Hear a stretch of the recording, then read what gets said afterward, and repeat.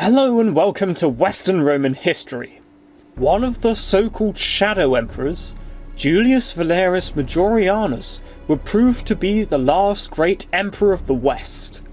He was praised by both contemporaries and historians from the modern era, first among whom was Edward Gibbon, who called him the successor of Avitus, presents the welcome discovery of a great and heroic character, such as sometimes arise in a degenerate age, to vindicate the honour of the human species.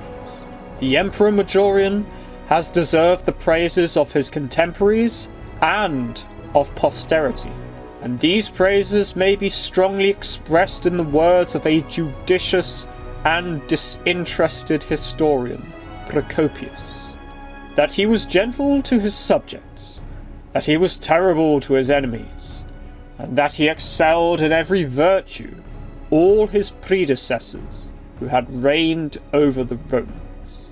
Possibly born in around 426, Majorian was a commander who served under Aetius and was attached to his personal staff. In 445, he defended Tours from a Frankish attack and defeated the Franks at Viscus Helena with Aetius. In 454, Majorian retired. Sidonius Apollinaris says that he was forced to retire by Aetius due to the intrigue of Aetius's wife, who was jealous of Majorian's skill, and she did not want Majorian to supersede her husband. That same year, Aetius was murdered by Valentinian III. The emperor recalled Majorian to try and reconcile the emperor with his troops, whom he had just deprived of their commander. In 455, Valentinian was murdered by Petronius Maximus. In the interim, the Empress Eudoxia supported Majorian as candidate for the throne. However, this party was outmaneuvered by Petronius Maximus, who became emperor. Eudoxia, in reaction, asked the Vandals for help. Taking advantage of this, they sacked Rome, and Petronius Maximus was stoned to death by the city mob. In 456, Majorian was made Comes Domesticorum. However, Majorian, in alliance with Ricimer, rebelled against the new emperor, a Gallic aristocrat called Avitus, and forced him to abdicate.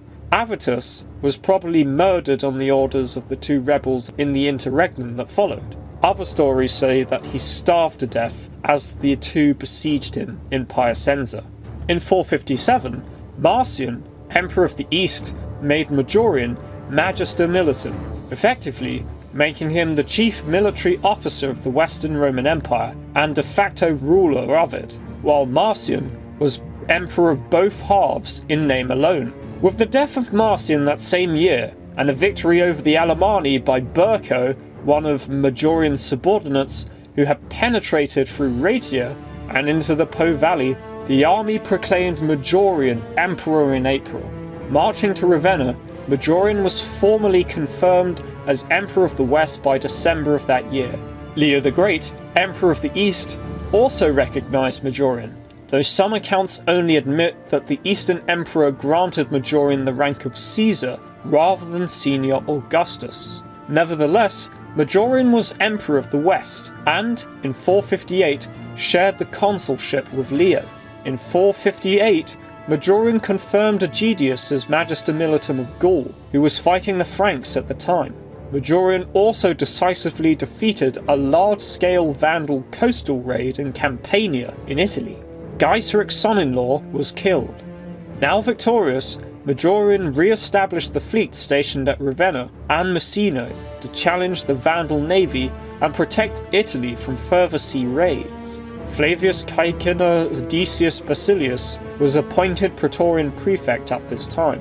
Majorian seems to have spent some time near the Danube, defeating some Huns that had crossed the river. While completing this small campaign, Majorian regained the vassalage of Count Marcellinus of Dalmatia, and, according to Sidonius, recruited a number of mercenaries from the many barbarians in the region for his future campaigns. One such band appears to have rebelled while under contract, but was crushed by Majorian, which seems to have ended any dissension in his army. Upon Majorian's return from the Danube, he enacted a number of reforms intended to resolve some of the domestic issues of the Western Empire, such as remitting overdue taxes and dealing with curiales selling their land. In addition, Majorian's appointment of Ennodius, a Gallo-Roman official, as Count of the Privy, as well as other Gallic appointments in 458 to 459, along with Italian ones, suggests that he attempted to keep the Romano-Gauls on his side without alienating the Italians as Avitus had done.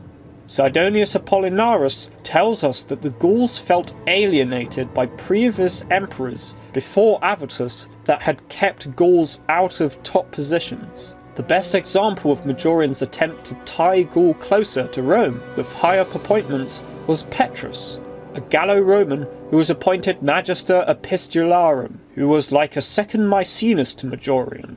In the winter of that year, Majorian marched his army into Gaul through the snow-bound Alps. As Hannibal had found out, this was no easy feat, and thus credits Majorian with a knack for logistics and leadership in getting his army through, apparently relatively intact. Majorian left Ricimer in Italy, effectively as co-ruler, while he was away personally fighting his wars. In the winter of 458 to 459, Majorian fought the Battle of Arles. This was a decisive victory of Majorian and resulted in the total submission of Theodoric II, king of the Visigoths. They returned to Federate status and had to withdraw from all of the lands they had conquered and return to the limits of Aquitaine. He then marched into the Rhone Valley, triumphed over the Burgundians using a combination of force and diplomacy. The Burgundians were restored to Federate status and relinquished control of the whole Rhone Valley and Lyons to Rome. Thus Gallic and Italian territory was finally linked together again. These victories inspired Sidonius Apollinaris to write a panegyric in honour of Majorian. In 460, Majorian sent Count Nepotian, Magister Militum of Italy, and possibly the father of the future Emperor Julius Nepos, to fight the Suebi and subjugate them. Count Suneric and King Theodoric were sent with him.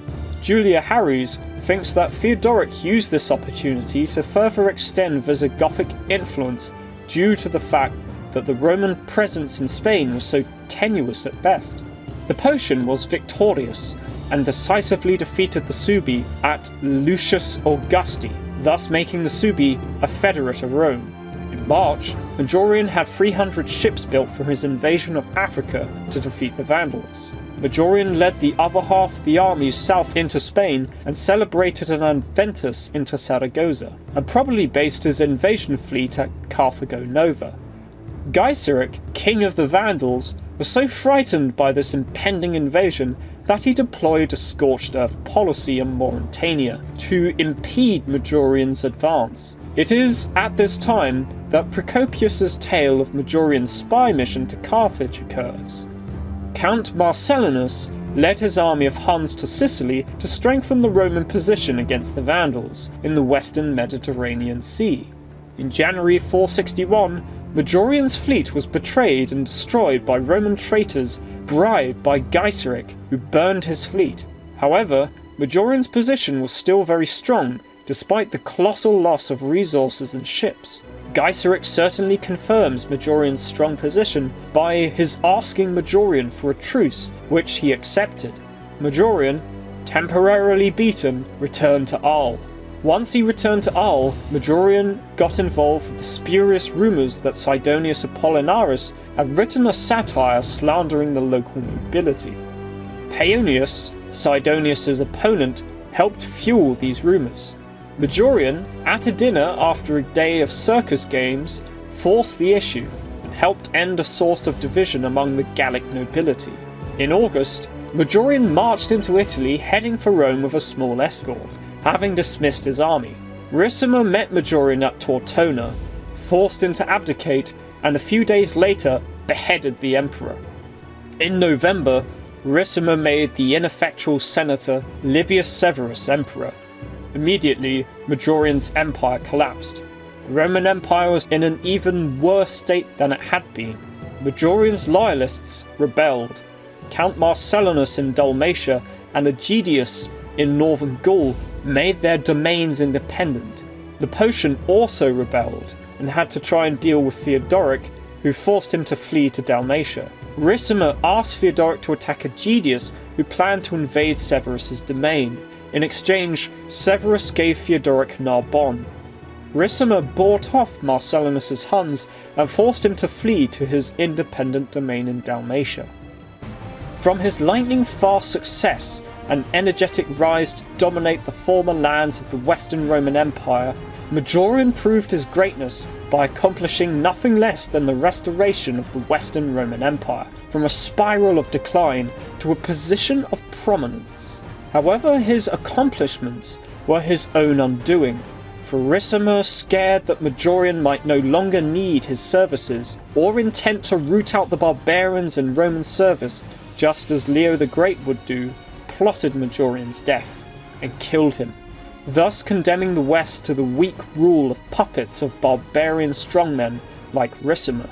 Gibbon was right in his estimation of Majorian as the Western Roman Empire's last great emperor, for he achieved a last glimmer of greatness for the Western Roman Empire, which was destroyed 15 years after his death.